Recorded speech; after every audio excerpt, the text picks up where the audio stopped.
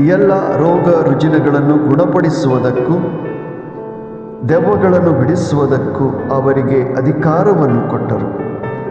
ಮತ್ತಾಯ 10 ವಾಕ್ಯ 1. ಪ್ರಿಯ ಸ್ನೇಹಿತರೆ, ಪ್ರಭು ಯೇಸು ತಮ್ಮ ಶಿಷ್ಯರಿಗೆ ಒಳ್ಳೆಯದನ್ನು ಮಾಡಲು, ರೋಗ ರುಜಿನಗಳನ್ನು ಗುಣಪಡಿಸಲು, ಸೇವೆಯನ್ನು ಮಾಡಲು ತಮ್ಮ ಶಿಷ್ಯರಿಗೆ ಅಧಿಕಾರವನ್ನು ಕೊಟ್ಟರು. ನಮಗೂ ಸಹ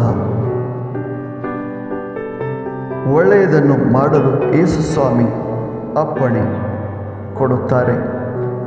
ಸೇವೆ ಮಾಡೋಣ, ಕರ್ತರ ಕೃಪೆಯನ್ನು ಹೊಂದಿಕೊಳ್ಳೋಣ. ಆಮೇನ್.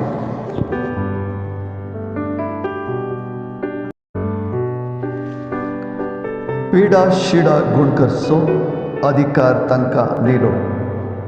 मतेव सुवार्ता 10:1. जेजून आपल्या सुसांक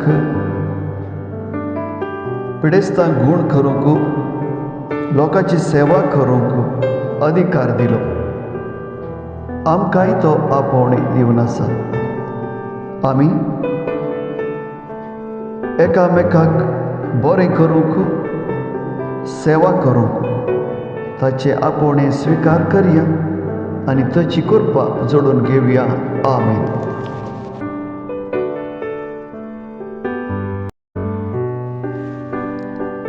When he had called unto him 12 disciples, he gave them power.